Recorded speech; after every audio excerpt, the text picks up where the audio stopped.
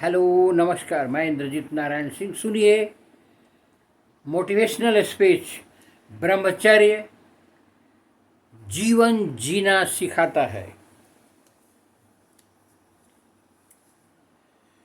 भोग विलास मनुष्य के जीवन का एक छोटा सा हिस्सा होता है, लेकिन वक्त ऐसा बदला कि भोग विलास को ही जीवन शैली बना दिया गया है। युवावस्था में ऊर्जा का प्रवाह अधिक होता है। अब इसका जैसा उपयोग कर लें। पिछले दिनों हमारे देश में कुछ राज्यों में चुनाव हुए। राजनेताओं ने युवा शक्ति का भरपूर उपयोग किया। कम से कम हम ये तो सीख ही सकते हैं कि इस उम्र में इस शक्ति का कैसे उपयोग करें। हमारे शास्त्रों में एक व्यवस्था दी गई है, आश्रम व्यवस्था। ब्रह्मचर्य को एक आश्रम माना गया है।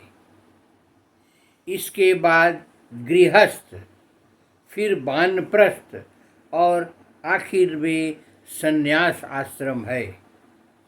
ब्रह्मचर्य की व्यवस्था प्रकृति के साथ जीना सिखाती है। युवावस्था में जीवन आगे बढ़ता है। इंद्रियां अपने ढंग से बलशाली ही होती हैं। ऐसे समय शक्ति का संचय कर लिया जाए, क्योंकि इसके बाद गृहस्थ आश्रम में भोग उतरेगा। भोग के पूर्व ब्रह्मचर्य में शक्ति का संग्रह किया जाता है। इसकी समझ को बढ़ाया जाता है।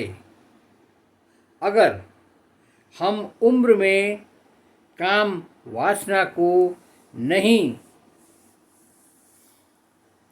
समझ आ गया तो यह शरीर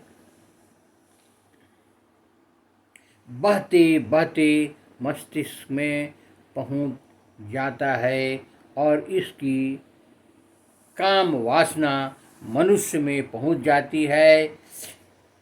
इसके जीवन में निगेटिविटी, अपराध, गलत विचार उभरेंगे ही।